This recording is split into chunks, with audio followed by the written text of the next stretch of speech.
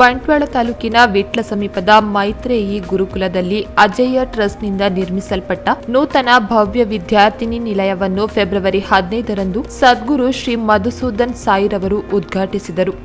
ಈ ಸಂದರ್ಭದಲ್ಲಿ ಮಾತನಾಡಿದ ಅವರು, ವಿದ್ಯಾರ್ಥಿಗಳ ಜ್ಞಾನ ಅಪಾರ. ಇಲ್ಲಿನ ವಿದ್ಯಾರ್ಥಿಗಳ ಕಾರ್ಯಚಟುವಟಿಕೆ ನೋಡಿ ತುಂಬಾ ಸಂತಸವಾಗಿದೆ. ನಮ್ಮ ದೇಶದಲ್ಲಿ ಇಂತಹ ಸಂಸ್ಥೆ ಇದೆ ಎನ್ನುವುದು ಹೆಮ್ಮೆಯ ವಿಚಾರ.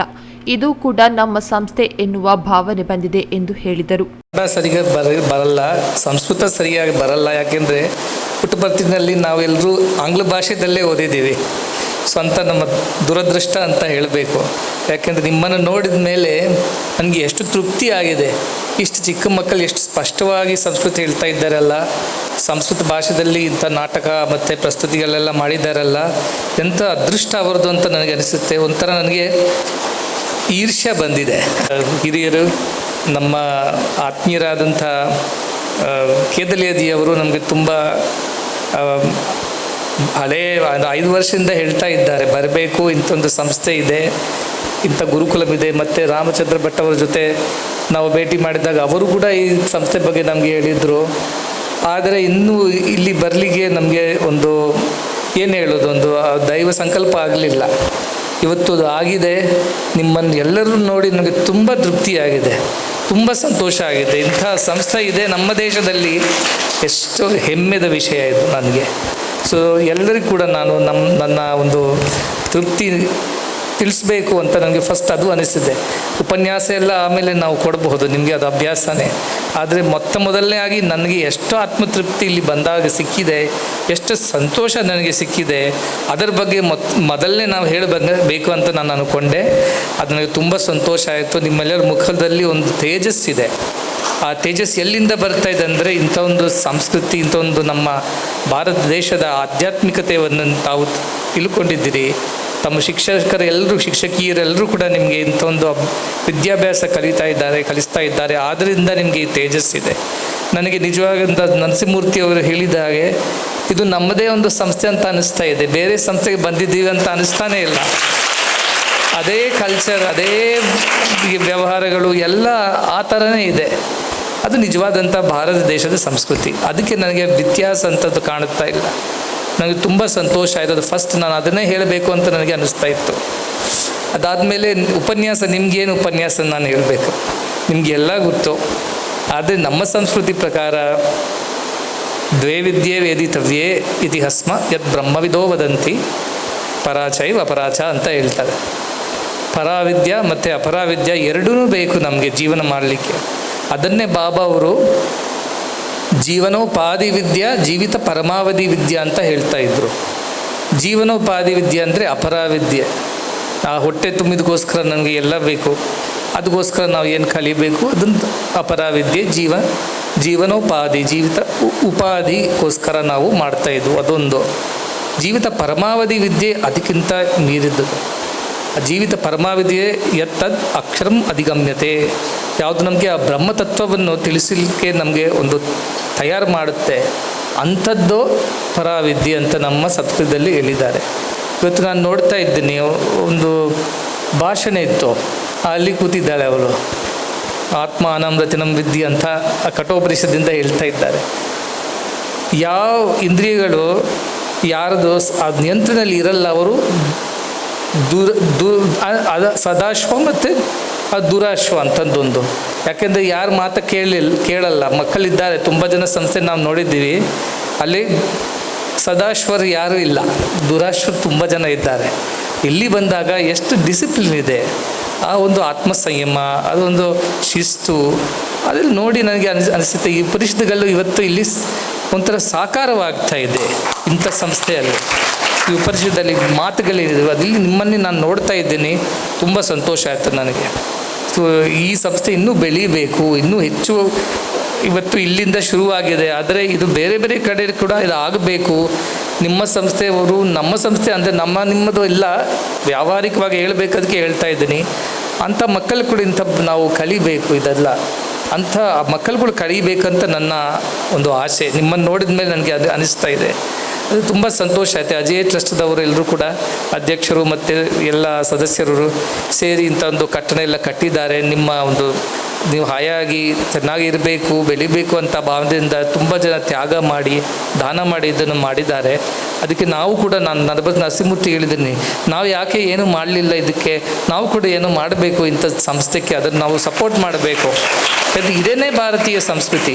IITಸು IIMಸು ಎಲ್ಲ ಕಟ್ತಾ ಇದ್ದೇವೆ, ಏಮ್ಸು, ಅದೆಲ್ಲ ನಮ್ಮ ಸಂಸ್ಕೃತಿ ಇಂಥ ಸಂಸ್ಥೆ. ಅದಕ್ಕೆ ಇದನ್ನು ನಾವು ಪೋಷಿಸಬೇಕು, ಇದನ್ನು ನಾವು ಸಂರಕ್ಷಿಸಬೇಕು. ಅದಕ್ಕೋಸ್ಕರ ಏನು ಬೇಕು ಅದು ತಾವು ಮಾಡಿ ಅಂತ ನಾವು ಟ್ರಸ್ಟ್ ಮೂಲಕ ಕೂಡ ಅವ್ರಿಗೆ ನಾನು ಓಪನ್ ಚೆಕ್ ಬುಕ್ ಕೊಟ್ಬಿಟ್ಟಿದ್ದೀನಿ, ನೀವೇನು ಬೇಕೋ ಅದು ಮಾಡಬೇಡಿ ಇವರಿಗೋಸ್ಕರ ಅಂತ. ತುಂಬ ಸಂತೋಷ ಆಯಿತು ನನಗೆ. ಅದನ್ನೇ ಮುಖ್ಯವಾಗಿ ನಾನು ಹೇಳಲಿಕ್ಕೆ ತುಂಬ ಇಷ್ಟಪಡ್ತಾ ಇದ್ದೀನಿ. ಯಾಕೆಂದರೆ ಹೃದಯ ತುಂಬಿದೆ ನಂದು ನಿಮ್ಮ ಎಲ್ಲದು ನೋಡಿ. ನನ್ನ ಮಕ್ಕಳೇ ಅಂತ ಅನಿಸ್ತಾ ಇದೆ ನಿಮ್ಮನ್ನು ನೋಡಿ. ಅದು ಯಾವ ವ್ಯತ್ಯಾಸನೇ ಅಲ್ಲ. ಅದನ್ನು ನೋಡಿದ ಮೇಲೆ ತುಂಬ ಸಂತೋಷ ಆಯಿತು. ನಿಮಗೆ ಏನು ಬೇಕು ನಾನು ಟ್ರಸ್ಟ್ ಜೊತೆ ಮಾತಾಡ್ತೀನಿ. ನಿಮಗೆ ಏನು ಸೌಲಭ್ಯಗಳು ಅದು ಸದುಪಾಯಗಳು ಏನು ಬೇಕು ಅದಕ್ಕೋಸ್ಕರ ಏನು ಮಾಡಬೇಕು ಅದನ್ನು ಕೂಡ ನಾವು ಅವ್ರ ಜೊತೆ ಮಾತಾಡಿ ನಾವು ಕೂಡ ಅದರಲ್ಲಿ ಸೇರಿಕೊಂಡು ಮಾಡ್ತೀವಿ ಅಂತ ನಾನು ಆಶ್ವಾಸನೆ ಕೊಡ್ತಾ ಇದ್ದೀನಿ. ಮತ್ತು ಇಷ್ಟು ದೂರ ಬಂದಿದ್ದೀನಲ್ಲ, ನಾನು ಇಲ್ಲಿ ಬಂದಾಗ ನನ್ನ ಜೊತೆ ನಮ್ಮ ಇಬ್ಬರು ಹಿರಿಯರಿದ್ದಾರೆ. ಸಂಜೀವ್ ಶೆಟ್ಟಿರವರು, ಅವರು ಹರಿಕಥಾ ವಾಚಕರು, ಮತ್ತು ಮಹೇಂದ್ರನ್ ಅವರು ವಾಚಕರು ಮಾತ್ರ, ಆದರೆ ತುಂಬ ಮಾತಾಡ್ತಾರೆ ಅಂತ.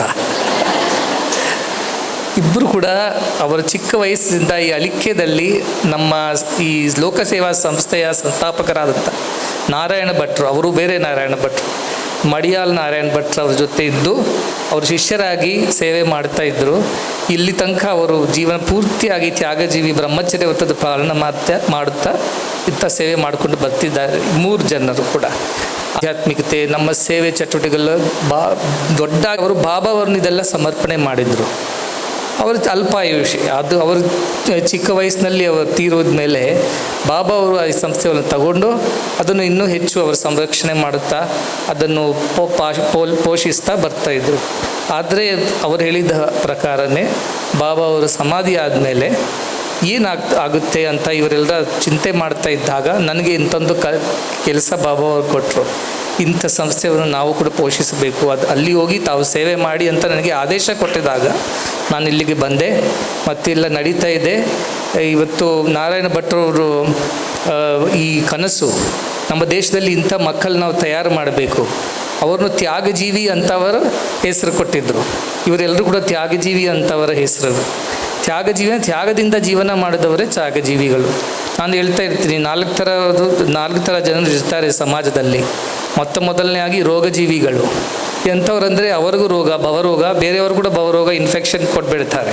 ಅವ್ರ ಜೊತೆ ಸೇರಿದರೆ ಸಾಕು, ಅವ್ರಿಗೆ ಎಂಥ ಲೋಭ, ಕ್ರೋಧ, ಮೋಹ, ಮದ, ಮಾತ್ಸರ್ಯ ಅದು ನೋಡಿದರೆ ಬೇರೆಯವರು ಕೂಡ ಅದು ಬಂದುಬಿಡುತ್ತೆ. ಕೋವಿಡ್ ವೈರಸ್ಗಿಂತ ಡೇಂಜರಸ್ ಅದು. ಅಂಥವ್ರು ಇರ್ತಾರೆ ರೋಗಜೀವಿಗಳಂತ ಹೇಳ್ತೀನಿ ನಾನು. ತಗೊಳ್ತಾನೆ ಇರ್ತಾರೆ ಸಮಾಜದಿಂದ, ಏನೂ ಕೊಡಲ್ಲ ಯಾರಿಗೆ.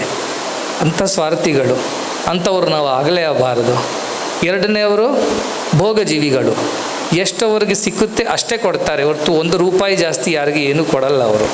ನನಗೆ ಸಿಕ್ಕಿದ್ರೆ ನಾನು ಕೊಡ್ತೀನಿ, ಸಿಕ್ಕಲಿಲ್ಲ ಅಂದರೆ ಕೊಡಲ್ಲ ಅಂತ ಆ ಭಾವನೆಯಿಂದ ಇದ್ದವರು ಭೋಗಜೀವಿಗಳು. ಭೋಗಕ್ಕೋಸ್ಕರನೇ ಬದುಕ್ತಾ ಇರ್ತಾರೆ. 3ನೇವರು ಇಂಥವರು ತ್ಯಾಗಜೀವಿಗಳು. ಎಷ್ಟು ತಗೊಳ್ತಾರೆ ಸಮಾಜದಿಂದ ಅದಕ್ಕಿಂತ ಹೆಚ್ಚುವಾಗಿ ಅವರು ತಿರುಗಿ ಕೊಡ್ತಾರೆ. ಅಂಥವರು ತ್ಯಾಗದಿಂದ ಜೀವನ ಮಾಡ್ತಾರೆ, ಅದಕ್ಕಿಂತ ತ್ಯಾಗಜೀವಿ ಅಂತ ಹೆಸರು. ಆದರೆ ಅದನ್ನು ಸಾಕಾಗೋದಿಲ್ಲ, ಅದಕ್ಕಿಂತ ಹೆಚ್ಚಿನ ಒಂದು ಮಟ್ಟ ಇದೆ, ಅದು ಯೋಗ ಜೀವಿಗಳಾಗಬೇಕು ಅಂತ ಹೇಳ್ತೀನಿ. ಯೋಗ ಜೀವಿಯಲ್ಲಿ ಕೊಡ್ತಾನೆ ಇರ್ತಾ ಇರುತ್ತೋ ಏನು ಯಾರ ಜೊತೆ ಏನು ಅಪೇಕ್ಷೆ ಪಡೆಯಲ್ಲ, ಯಾವುದು ತಗೊಳ್ಳಲ್ಲ, ತ್ಯಾಗ ಇಲ್ಲ. ನಾವು ಮಕ್ಕಳು ಯಾವಾಗಲೂ ಕೂಡ ನಾನು ಹೇಳ್ತಾ ಇರ್ತೀನಿ, ರೋಗಜೀವಿ ಆಗಲೇಬಾರದು, ಭೋಗಜೀವಿ ಕೂಡ ಆಗಬಾರ್ದು. ತ್ಯಾಗಜೀವಿ ಆಗಿದ್ದರೆ ಪರವಾಗಿಲ್ಲ, ಒಳ್ಳೆಯದನ್ನೇ. ಆದರೆ ಅದಕ್ಕಿಂತ ಹೆಚ್ಚುವಾಗಿ ಯೋಗ ಜೀವನ ತಾವು ಮಾಡಬೇಕು ಅಂತ, ಯೋಗಿನಿ ಥರ ಆಗಬೇಕು ತಾವೆಲ್ಲರೂ. ತಸ್ಮಾತ್ ಯೋಗಿ ಭವ ಅರ್ಜುನ ಅಂತ ಕೃಷ್ಣನ ಹೇಳ್ತಾ ಇರ್ತಾರೆ. ಯೋಗಿ ಆಗಿ ನಾವು. ಎಂಥ ಯೋಗಿ? ನಿಮ್ಮ ಮನಸ್ಸೆಲ್ಲ ಕೂಡ ಭಗವಂತನ ಕಡೆ ಇದೆ. ಆ ಆತ್ಮರತಿ, ಆ ಆತ್ಮ ಆನಂದವು ತಾವು ಪಡ್ತಾ ಇದ್ದೀವಿ. ಅದರ ಜೊತೆಗೆ ಆಗಿಲ್ಲ ಅಂತ ಅಂದ್ಕೊಳ್ತಾರೆ. ಅವರ ಜೊತೆ ನನಗೆ ಸಂಬಂಧನೇ ಇಲ್ಲ, ಅದು ನಿಜವಾದಂಥ ಸನ್ಯಾಸ ಅಲ್ಲ. ಅದನ್ನು ಭಗವಾನ್ ಕೃಷ್ಣ ಹೇಳ್ತಾ ಇದ್ದಾರೆ. ಎಂಥವ್ರ ಅದೇ ಶ್ರೀಕೃಷ್ಣ ಪರಮಾತ್ಮನ ಹೇಳ್ತಾರೆ, ಅಂಥದ್ದಲ್ಲ. ಸಮಾಜದಲ್ಲಿ ಸೇರಿಕೊಂಡು ಸಮಾಜದಲ್ಲಿದ್ದು ಕಷ್ಟಗಳೆಲ್ಲ ನಾವು ಪರಿಹಾರ ಮಾಡಲಿಕ್ಕೆ ದುಡಿಬೇಕು. ಸೊ ನಾರಾಯಣ ಭಟ್ರಿಗೂ ಅಂಥ ಒಂದು ವಿಷನ್ ಇತ್ತು. ನಾವು ಸುಮ್ಮನೆ ಸನ್ಯಾಸಿ ಆಗಿದ್ದರೆ ಸಾಕೋದಿಲ್ಲ, ಸಮಾಜದಲ್ಲಿ ಸೇರಿಕೊಂಡು ಸೇವಕರಾಗಬೇಕು, ಲೋಕ ಸಂಗ್ರಹಕ್ಕೋಸ್ಕರ ನಾವು ನಮ್ಮ ಜೀವನ ತ್ಯಾಗ ಮಾಡಬೇಕು ಅಂತ ಅವ್ರಿಗೂ ಒಂದು ಮನಸ್ಸಲ್ಲಿತ್ತು. ಆದರೆ ಅದು ಅವರ ಜೀವನ ಕಾಲದಲ್ಲಿ ಆಗಲಿಲ್ಲ, ಇವತ್ತು ಆಗ್ತಾ ಇದೆ. ನಮ್ಮ ಯೂನಿವರ್ಸಿಟಿಯವರು ಚಾನ್ಸಲರ್ ಆಗಿದ್ದಾರೆ ನರಸಿಂಹಮೂರ್ತಿ ಅವರು. ಎಷ್ಟೋ ಜನ ಮಕ್ಕಳು, ಯುವತಿಯರು, ಈ ನಮ್ಮ ರಾಮಚಂದ್ರ ಭಟ್ ಅವರು ಕೂಡ ಬರ್ತಾರೆ ಅಲ್ಲಿಗೆ, ನೋಡಬೇಕು ಅದೆಲ್ಲ. ಅವರು ಎಷ್ಟು ತಪನೆ ಅವರಲ್ಲಿ, ಈ ದೇಶನ ಉದ್ಧಾರ ಮಾಡಬೇಕು, ಗ್ರಾಮೀಣ ಕ್ಷೇತ್ರದಲ್ಲಿ ಹೋಗಿ ನಾವು ಸೇವೆ ಮಾಡಬೇಕು ಅಂತ ಅವ್ರ ಮನಸ್ಸಿನಲ್ಲಿದೆ. ಅದಕ್ಕೋಸ್ಕರ ಮೆಡಿಕಲ್ ಕಾಲೇಜ್ ಕೂಡ ಮಾಡಿದ್ದೀವಿ. ಯಾಕೆಂದರೆ ಅಲ್ಲಿ ಡಾಕ್ಟರ್ ಆಗಿ ಅವರು ಇಂಥ ಕ್ಷೇತ್ರದಲ್ಲಿ ಹೋಗಿ ಸೇವೆ ಮಾಡಬೇಕು ಅಂತ ನನ್ನ ಅಭಿಪ್ರಾಯ. ಸೊ ಇಲ್ಲಿ ಕೂಡ ಇಂಥ ಜಾಗದಲ್ಲಿ ಅಲಿಕೆ ಮತ್ತು ಪುತ್ತೂರು, ವಿಠ್ಠಲ್ ಈ ಸುತ್ತಮುತ್ತ ಕ್ಷೇತ್ರದಲ್ಲಿ ಒಂದು ಉನ್ನತವಾದಂಥ ಶಿಕ್ಷಣ ಸಂಸ್ಥೆಯ ಮಡಿಯಾಲ್ ನಾರಾಯಣ ಭಟ್ ಕನಸು ಪ್ರಕಾರ ಮಾಡಬೇಕು ಅಂತ ನನ್ನ ಮನಸ್ಸಲ್ಲಿ ಇವತ್ತು ಬಂದಿದೆ. ಅದನ್ನು ಮಾಡ್ತೀವಿ. ಅಲ್ಲಿ ನಿಮ್ಮ ವಿದ್ಯಾಭ್ಯಾಸ ಆದಮೇಲೆ ಕೂಡ ನಿಮಗೆ ಇನ್ನೂ ಉನ್ನತ ಶಿಕ್ಷಣಕ್ಕೆ ಹೋಗಲಿಕ್ಕೆ ಅವಕಾಶ ಕೂಡ ಮಾಡಿಕೊಡ್ತೀವಿ. ನಿಶುಲ್ಕವಾಗಿರುತ್ತೆ, ವಸತಿ ಇರುತ್ತೆ, ಶಿಕ್ಷಣ ಎಲ್ಲವೂ ಕೂಡ ನಿಶುಲ್ಕವಾಗಿರುತ್ತೆ. ಆದ್ದರಿಂದ ಯಾರಿಗೆ, ನಿಮಗೆ, ನಿಮ್ಮ ತಂದೆ ತಾಯಿ ಯಾರಿಗೇನು ಕಷ್ಟ ಆಗಬಾರ್ದು ಅಂತ ನನ್ನ ಅಭಿಪ್ರಾಯ. ಸೊ ಅದನ್ನು ನಾವು ಮಾಡ್ತೀವಿ ಅಂತ ದೇವಕಿ ಭಟ್ ಅವರು ನನಗೆ ಇಷ್ಟು ಜಾಗ ಕೊಟ್ಟಿದ್ದರು, ಅವರು ದಾನ ಮಾಡಿದರು. ಸ್ವಾಮಿ ಇಂಥ ಸಂಸ್ಥೆ ನನ್ನ ಕನಸು ಪ್ರಕಾರ ತಾವು ಮಾಡಿ ಅಂತ ಇವತ್ತು ನಾನು ಸಂಕಲ್ಪ ಮಾಡಿದ್ದೀನಿ. ಅವರದ್ದು ಶತಮಾನೋತ್ಸವ ಅದು 2026ನೇ ಇಸ್ವಿದಲ್ಲಿ ಇದೆ. ಅದರ ಒಳಗೆ ನರಸಿಂಹಮೂರ್ತಿಯವರಿಗೆ ಇನ್ನೊಂದು ಕೆಲಸ ಕೊಡ್ತಾ ಇದ್ದೀನಿ. ಅಂಥ ಒಂದು ಸಂಸ್ಥೆ ನಾವು ಕಟ್ಟಿ ಈ ಕ್ಷೇತ್ರವರಿಗೆ ಕೂಡ ನಾವು ಕೊಡಬೇಕು. ಇಂಥ ಮಕ್ಕಳು ಕೂಡ ಉನ್ನತ ಶಿಕ್ಷಣದಲ್ಲಿ ಕೂಡ ಎಲ್ಲ ನಾವು ಕೊಡಬೇಕು ಅಂತ ನನ್ನ ಒಂದು ಆಸೆ ಬರ್ತಾ ಇದೆ. ಅದನ್ನು ಆಗುತ್ತೆ. ಯಾಕೆಂದರೆ ನಮ್ಮ ಭಾರತ ದೇಶ ಎಂಥ ಪವಿತ್ರವಾದಂಥ ಭೂಮಿ, ಪುಣ್ಯ ಭೂಮಿ, ದೈವ ಭೂಮಿ. ಅಂದರೆ ಯಾವ ನಿಸ್ವಾರ್ಥವಾದಂಥ ನಾವು ಸಂಕಲ್ಪ ತಗೊಂಡ್ರೆ ಅದು ಹಾಗೇ ಆಗುತ್ತೆ, ಅದರಲ್ಲಿ ಸಂಶಯವೇ ಇಲ್ಲ. ಭಗವಾನ್ ಬಾಬಾ ಹೇಳ್ತಾ ಇದ್ರು, ನಿಸ್ವಾರ್ಥ ಭಾವನೆಯಿಂದ ಯಾವುದೊಂದು ಸಂಕಲ್ಪ ತಗೊಳ್ಳಿ, ಅದು ಹಾಗೇ ಆಗುತ್ತೆ. ಅದನ್ನೇ ಆಗ್ತಾ ಇದ್ದು ಸಿದ್ಧ ಸಂಕಲ್ಪ ಭೂಮಿ ಭಾರತ ಭೂಮಿ. ನೀವು ಕೂಡ ಅಂಥ ಒಂದು ಸಂಕಲ್ಪ ಮಾಡಬೇಕು. ನನ್ನ ಜೀವನ ಕೂಡ, ನಮ್ಮ ಜೀವನ ಎಲ್ಲರೂ ಕೂಡ ನಾವು ಈ ಭಾರತ ದೇಶ ಅಭಿವೃದ್ಧಿಗೋಸ್ಕರ, ಭಾರತ ದೇಶ ಜನರಿಗೋಸ್ಕರ ನಾವು ಮುಡಿಪಾಗಿಡಬೇಕು ಅಂತ ಆ ಭಾವನೆ ತಾವು ಕೂಡ ಮನಸ್ಸಲ್ಲಿ ಇಟ್ಕೊಂಡ್ರೆ ಭಗವಂತ ನಿಮಗೆ ಎಲ್ಲ ಕೊಡ್ತಾರೆ. ಭಗವಂತ ಅವರ ಜೊತೆ ಸಿದ್ಧವಾಗಿರ್ತಾರೆ. ಕೃಷ್ಣ ಪರಮಾತ್ಮ ಹೇಗೆ ಅರ್ಜುನ್ ಜೊತೆ ಇದ್ದಾರಲ್ಲ, ಹಾಗೆ ಅವರು ಯಾವಾಗಲೂ ನಮ್ಮ ಜೊತೆ ಇದ್ದು ಎಲ್ಲ ಮಾಡ್ತಾರೆ. ನಾನು ಮಾಡ್ತಾ ಇದ್ದೀನಿ ಅಂತ ಅನ್ಕೋಬಾರ್ದು ಅಷ್ಟೇ. ಭಗವಂತ ಮಾಡ್ತಾ ಇದ್ದಾನೆ ನಮ್ಮ ಮೂಲಕ. ನಾವು ನಿಮಿತ್ತ ಮಾತ್ರ ಸವ್ಯಸಾಚಿನ್ ಅಂತ ಹೇಳ್ತಾರಲ್ಲ, ನಿಮಿತ್ತವಾಗಬೇಕು ನಾವು. ಅದು ಎಲ್ಲರಿಗೂ ಭಗವಂತ ಹತ್ರ ತಗೊಳ್ಳಲ್ಲ. ಯಾರಲ್ಲಿ ಇಂಥ ಒಂದು ನಿಸ್ವಾರ್ಥ ಭಾವನೆ ಇರುತ್ತೆ, ಅದು ಯಾರು ರೋಗಜೀವಿ ಅಲ್ಲ, ಭೋಗಜೀವಿ ಅಲ್ಲ, ತ್ಯಾಗಜೀವಿ ಆಗಿರ್ತಾರೋ ಅಥವಾ ಯೋಗಜೀವಿ ಆಗಿರ್ತಾರೋ ಅವ್ರನ್ನೂ ಭಗವಾನ್ ಆರಿಸ್ಕೊಂಡು ಅವ್ರ ಮೂಲಕ ಇದೆಲ್ಲ ಮಾಡ್ತಾ ಇರ್ತಾರೆ. ಸೊ ಇದೆಲ್ಲ ಆಗ್ತಾ ಇದೆ, ಅದಕ್ಕೆ ಕಾರಣ ಭಗವಂತ ಅನುಗ್ರಹನೇ. ಅಂಥ ನಾರಾಯಣ ಇಲ್ಲಿ ಈ ಸಂಸ್ಥೆಗೆ ಈ ದಾನ ಕೊಟ್ಟಿದವರು ನಾರಾಯಣ ಮತ್ತು ಪರಮೇಶ್ವರಿ ಅವರ ಚೈತನ್ಯ ಕೂಡ ನಾವು ನಮಸ್ಕರಿಸ್ತಾ, ನಿಮ್ಮಲ್ಲಿ ಕೂಡ ಇಂಥ ಒಂದು ಭಾವನೆ ಬರಬೇಕು. ನಾವು ಕೂಡ ನಿಸ್ವಾರ್ಥ ಭಾವನೆಯಿಂದ ಇನ್ನೂ ಹೆಚ್ಚು ಮಕ್ಕಳಿಗೆ ಇಂಥ ಒಂದು ವಿದ್ಯಾಭ್ಯಾಸ ಕೊಡಬೇಕು ಅಂತ ನೀವು ಒಂದು ಸಂಕಲ್ಪ ಮಾಡಿ. ಆ ಸಂಕಲ್ಪ ಜೊತೆ ನಾನು ಇರ್ತೀನಿ, ಭಗವಂತ ಇರ್ತಾನೆ. ಈ ದೇಶದ ಆ ಶಕ್ತಿ ಏನಿದು, ಭಾರತ ಮಾತೆಯ ಶಕ್ತಿ ನಿಮ್ಮ ಜೊತೆ ಇರುತ್ತೆ. ಅದೆಲ್ಲ ನೀವು ಅದರಲ್ಲಿ ಯಾವಾಗ ನೀವು ಸಂಶಯ ಪಡಬಾರ್ದು. ಆ ಕಾನ್ಫಿಡೆನ್ಸ್ ಇರಬೇಕು, ಆತ್ಮವಿಶ್ವಾಸ ಇರಬೇಕು ನಮ್ಮಲ್ಲಿ. ನಾನು ಮಾಡ್ತೀನಿ, ಮಾಡಲಿಕ್ಕೆ ನಮಗೆ ಇದೆ ಅಂತ ಆತ್ಮವಿಶ್ವಾಸ ತಾವು ಬೆಳೆಸ್ಕೋಬೇಕು ಅಂತ ಅದನ್ನು ಕೂಡ ನಾವು ಟೀಚರ್ಸ್ ಹತ್ರ ಹೇಳ್ತಾ ಇದ್ದೀನಿ. ಆಚಾರ್ಯಕ್ಕೆ ತಾವು ಹೇಳಬೇಕು. ಇವರು ಕೂಡ ಒಂದು ಸಂಸ್ಥೆ ಇದ್ದರೆ ಸಾಕಾಗೋದಿಲ್ಲ, ಇನ್ನೂ ಸಂಸ್ಥೆ ನಾವು ಕಟ್ಟಬೇಕು, ಇಂಥ ಸಂಸ್ಥೆ ಎಲ್ಲ ಕಡೆ ಆಗಬೇಕು ಅಂತ ನನ್ನ ಒಂದು ಆಸೆ. ಮತ್ತು ಈ ಸಂಸ್ಥೆ ಜೊತೆ ನಾನು ಯಾವಾಗಲೂ ಇರ್ತೀನಿ ಅಂತ ನನ್ನ ಮಾತು. ಯಾಕೆಂದರೆ ಇಂಥ ಸಂಸ್ಥೆ ನಾವು ಕಟ್ಟಲೇಬೇಕು, ರಕ್ಷಿಸಲೇಬೇಕು, ಪೋಷಿಸಲೇಬೇಕು. ಅದು ನನ್ನ ಜವಾಬ್ದಾರಿ, ನಮ್ಮ ಭಾರತೀಯರ ಜವಾಬ್ದಾರಿ. ಇಂಥ ಒಂದು ಎತ್ರ ನಾರ್ಯಸ್ತು ಪೂಜ್ಯಂತೆ ರಮಂತೆ ದತ್ತ ದೇವತಾ ಅಂತ ಹೇಳ್ತಾರೆ. ಇದರಲ್ಲಿ ನಿಜವಾದಂಥ ನಾರಿ ಪೂಜೆ ಅಂದರೆ ಸುಮ್ಮನೆ ಯಾವುದೋ ಚೈತ್ರ ನವರಾತ್ರಿ ಅಥವಾ ಶರದ್ ನವರಾತ್ರಿಯಲ್ಲಿ ಒಂದು ಬೊಮ್ಮೆಗೆಲ್ಲ ಇಟ್ಕೊಂಡು ಪೂಜೆ ಮಾಡಿದರೆ ಅದು ನಾರಿ ಪೂಜೆನೇ ಅಲ್ಲ. ಅವರಿಗೆ ಸರಿಯಾದಂಥ ಅವಕಾಶ ಕೊಟ್ಟು, ಅವರಿಗೆ ಅಪರ ಎರಡು ವಿದ್ಯೆ ಕೊಟ್ಟು, ಅವರು ಕೂಡ ಜೀವನದಲ್ಲಿ ಅಭಿವೃದ್ಧಿ ಪಡಿಬೇಕು, ಅವರು ಕೂಡ ಮೇಲಕ್ಕೆ ಬರಬೇಕು ಅಂತಂದು ಅವಕಾಶ ಮಾಡಿಕೊಡೋದು ನಿಜವಾದಂಥ ಪೂಜನೆ. ಅಂಥ ಪೂಜೆ ಇಲ್ಲಿ ನಡೀತಾ ಇದೆ. ಆ ಪೂಜೆಯಲ್ಲಿ ನಾವು ಕೂಡ ಸೇರಿಕೊಳ್ತೀವಿ. ಇನ್ನೂ ಜನರನ್ನ ನಾವು ತರ್ತೀವಿ ಅಲ್ಲಿಂದ. ಇಲ್ಲಿ ನಾವು ಒಂದು ಕಂಪ್ನಿಯವ್ರನ್ನ ಕೂಡ ತಂದಿದ್ದೀವಿ. ನೋಡಿ ಇಂಥ ಸಂಸ್ಥೆಯನ್ನು ಸಹಾಯ ಮಾಡಬೇಕು ಅಂತ ಅವರು ಕೂಡ ನನ್ನ ಜೊತೆ ನಾನು ಹೆಲಿಕಾಪ್ಟರ್ನಲ್ಲಿ ತಂದಿದ್ದೇನೆ. ಎಲ್ಲಿದ್ದಾನೆ ಅವರು? ಆಸ್ಟ್ರೇಲಿಯಾ, ಸಿಂಗಾಪುರ್ನಲ್ಲಿ ಬಿಸ್ನೆಸ್. ನಾನು ಈ ಸಂಸ್ಥೆಯವ್ರಿಗೆ ನಾವು ಹೆಲ್ಪ್ ಮಾಡಬೇಕು, ಕಟ್ಟಬೇಕು, ಅವ್ರಿಗೆ ಏನು ಬೇಕು ನಾವು ಕಟ್ಟಿಕೊಡ್ಬೇಕು ಅಂತ ನಾನು ಹೇಳಿದ್ದೇನೆ. ಇದ್ದಾರೆ, ಎಲ್ಲರೂ ಇದ್ದಾರೆ. ಸೊ ನಾವು ಮತ್ತೆ ಬರ್ತೀನಿ, ಬಂದಾಗ ಇನ್ನೊಂದು ಬಿಲ್ಡಿಂಗ್ ಇನಾಗ್ರೇಟ್ ಮಾಡೋಣಲ್ಲ. ನಿಮಗೆ ಸ್ಕೂಲ್ ಬಿಲ್ಡಿಂಗ್ ಕೂಡ ಬೇಕಲ್ವಾ? ಇದಾಗಿದೆ, ಇವತ್ತು ವಸತಿಗೆ ಆಗಿದೆ, ಶಿಕ್ಷಣಕ್ಕೆ ಕೂಡ ಬೇಕಲ್ಲ, ಅದನ್ನು ಕೂಡ ನಾವು ಮಾಡ್ತೀವಿ ಅಂತ ನಿಮ್ಮ ಜೊತೆ ಇರ್ತೀವಿ. ನನಗೆ ತುಂಬ ಸಂತೋಷ ಆಯಿತು, ನಮ್ಮ ಹೃದಯ ನಿಜವಾಗಿ ತುಂಬಿದೆ ನಿಮ್ಮನ್ನು ನೋಡಿ. ನನ್ನ ಮಕ್ಕಳೇ ಅಂತ ನನಗೆ ಅನಿಸ್ತಾ ಇದೆ, ನಮ್ಮ ಸಂಸ್ಥೆ ಅಂತ ನಮ್ಗೆ ಅನಿಸ್ತಾ ಇದೆ. ಯಾವುದೂ ವ್ಯತ್ಯಾಸ ಭೇದನೇ ಇಲ್ಲ ಅಂಥ ಪರಿಸ್ಥಿತಿ. ತಾವು ಎಲ್ಲರ ಟ್ರಸ್ಟಿಯವರಿಗೆ ಮತ್ತು ಇಲ್ಲಿ ಇದ್ದವರು ಎಲ್ಲರ ಶಿಕ್ಷಕಿಯರಿಗೆ, ಆಚಾರ್ಯರಿಗೆ ಮತ್ತು ಎಲ್ಲ ಭಕ್ತರಿಗೆ ತುಂಬ ಆಶೀರ್ವಾದ ಮತ್ತು ಶುಭಾಶಯಗಳು. ಮತ್ತೆ ನಾವು ಬರಬೇಕು ಅಂತ ನನಗೆ ಅನಿಸ್ತಾ ಇದೆ, ಬಂದು ಇಲ್ಲಿ ಇರಬೇಕು ಅಂತ ಕೂಡ ಅನಿಸ್ತಾ ಇದೆ. ಅದೇ ಮತ್ತೆ ದೈವ ಸಂಕಲ್ಪ ಪ್ರಕಾರ ನಾವು ಬರ್ತೀನಿ. ಬಾಬಾ ಅವರ ಆಶೀರ್ವಾದ. ನೆಕ್ಸ್ಟ್ ಟೈಮ್ ಸ್ವಲ್ಪ ನಾನು ಸಂಸ್ಕೃತ ಕಲ್ತ್ಕೊಂಡು ಬರಬೇಕಾ? ಸಂಸ್ಕೃತ ನನಗೆ ಗೊತ್ತಿಲ್ಲ. Because our education system has gone so bad. UGC, NMC, NIS, National Institute of Open Schooling ಅಂತ, ಅದರಲ್ಲಿ ಹಾಫ್ ಡೇ ಅಪರಾವಿದ್ಯಾ, ಹಾಫ್ ಡೇ ಪರಾವಿದ್ಯಾ ಥರ ನಡೆಯುತ್ತೆ ಅಂತ ನಾವು ಮಾಡಿದ್ದೀವಿ. ಇವತ್ತು ಮೆಡಿಕಲ್ ಕಾಲೇಜ್ನಲ್ಲಿ ಕೂಡ ಮಕ್ಕಳು 4 ಗಂಟೆ ಬೆಳಿಗ್ಗೆ ಎದ್ದು ಪೂಜೆ ಎಲ್ಲ ಮಾಡಿ, ಧ್ಯಾನ ಯೋಗ ಎಲ್ಲ ಮಾಡಿ ಅದಾದಮೇಲೆ ಮೆಡಿಕಲ್ ಕಾಲೇಜ್ಗೆ ಹೋಗ್ತಾರೆ. ಯಾವ ವಿಶ್ವದಲ್ಲಿ ಅಂಥದ್ದು ಮೆಡಿಕಲ್ ಕಾಲೇಜೇ ಇಲ್ಲ. ನಾನು ಮಕ್ಕಳಿಗೆ ಹೇಳಿಬಿಟ್ಟೆ, ನನ್ನ ಮೆಡಿಕಲ್ ಕಾಲೇಜ್ ನಮ್ಮ ಸಂಸ್ಕೃತಿಯಲ್ಲಿ ಅವ್ರಿಗೆ ಸ್ನಾನ ಏನಂದು ಗೊತ್ತಿಲ್ಲ, ಧ್ಯಾನ ಬಿಡಿ ಅಂತ ಆಗಬಾರ್ದು ಅಂತ ತುಂಬ ಸ್ಟ್ರಿಕ್ಟಾಗಿ ನಾನು ಮಾಡಿದೆ. ಇರ್ತಾರೆ ಅಂತ ಸಂತೋಷವಾಗಿದ್ದಾಳೆ. ಬೆಳಿಗ್ಗೆ ಎದ್ದೋದು ಇಲ್ಲ, ಧ್ಯಾನ ಮಾಡೋದು, ಯೋಗ ಮಾಡೋದು ಇಲ್ಲ. ಇವತ್ತು ನಿಮ್ಮ ಎಲ್ಲ ವಿದ್ಯಾಭ್ಯಾಸ ಮೇಲೆ ಇಂಥ ವೈದ್ಯಕೀಯ ಕ್ಷೇತ್ರದಲ್ಲಿ ರಂಗದಲ್ಲಿ ಸೇರಬೇಕಂದ್ರೆ ನಿಮಗೂ ಅವಕಾಶ ಇದೆ. ನಿಮಗೆ ಬೇರೆ ಯಾವುದು ಬೇಕಂದ್ರೆ ಕೂಡ ನಾನು ಹೇಳಿದ ಪ್ರಕಾರ ನರಸಿಂಹಮೂರ್ತಿ ಅವರು ಇದ್ದಾರೆ, ಅವ್ರಿಗೊಂದು ಫೋನ್ ಮಾಡಿದರೆ ಸಾಕು, ನಿಮ್ಗೆ ಏನು ಬೇಕು ಅದು ಮಾಡಿಕೊಡ್ಬೇಕು ಅಂತ ನಾನು ಅವ್ರಿಗೆ ಒಂದು ಬ್ಲ್ಯಾಂಕೆಟ್ ಪರ್ಮಿಷನ್ ಕೊಟ್ಟಿದ್ದೀನಿ. ಅವ್ರು ಮತ್ತೆ ಬರ್ತಾರೆ, ಅವರು ಕೂಡ ಬರಲೇಬೇಕು ಅಂತ ಹೇಳ್ತಾ ಇದ್ದರು. ಇವತ್ತು ಆಗಿದೆ, ನನಗೆ ತುಂಬ ಸಂತೋಷ ಆಗಿದೆ. ಎಲ್ಲರಿಗೂ ತುಂಬ ಆಶೀರ್ವಾದ ಹೇಳ್ತಾ ನನ್ನ ಮಾತನ್ನು ನಾನು ಮುಗಿಸ್ತಾ ಇದ್ದೇನೆ. ಶ್ರೀ ಸತ್ಯಸಾಯಿ ಮಾನವ ಅಭ್ಯುದಯ ವಿಶ್ವವಿದ್ಯಾನಿಲಯದ ಕುಲಪತಿ ಪ್ರಶಾಂತಿ ಬಾಲಮಂದಿರ ಟ್ರಸ್ಟ್ನ ಅಧ್ಯಕ್ಷರಾದ ಬಿಎನ್ ನರಸಿಂಹಮೂರ್ತಿ ಮಾತನಾಡಿ, ಮೈತ್ರೇಯಿ ಗುರುಕುಲ ಇರುವ ಜಾಗ ಸುಂದರ ನಿಸರ್ಗದ ಮಡಿಲಾಗಿದೆ. ಸದ್ಗುರು ಶ್ರೀ ಮಧುಸೂದನ್ ಸಾಯಿರವರು ಭಗವಾನ್ ಸತ್ಯಸಾಯಿ ಬಾಬಾರವರ ಸ್ಫೂರ್ತಿ, ಪ್ರೇರಣೆ, ಅನುಗ್ರಹಗಳಿಂದ ಕಳೆದ 10 ವರ್ಷಗಳಿಂದ ಅವರ ಎಲ್ಲ ಕನಸುಗಳನ್ನು ನನಸು ಮಾಡಿದ್ದಾರೆ ಎಂದರು. ಸದ್ಗುರು ಶ್ರೀ ಮಧುಸೂದನ್ ಸಾಯಿ ಅವರ